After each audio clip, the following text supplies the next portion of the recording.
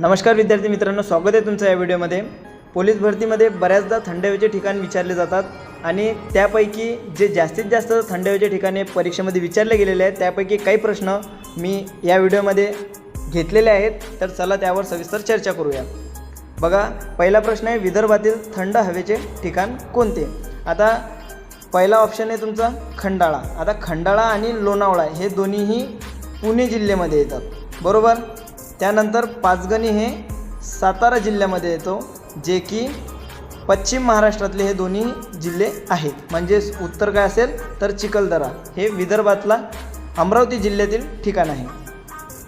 पुढचा प्रश्न आहे, माथेरान हे थंड हवेचे ठिकाण कोणत्या जिल्ह्यात आहे? तर बघा, माथेरान हे रायगड जिल्ह्यात आहे, बरोबर।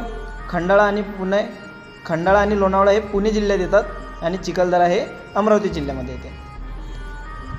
महाबळेश्वर हे थंड हवेचे ठिकाण कोणत्या जिल्ह्यात आहे? तर महाबळेश्वर हे थंड हवेचे ठिकाण सातारा जिल्ह्यामध्ये येतात।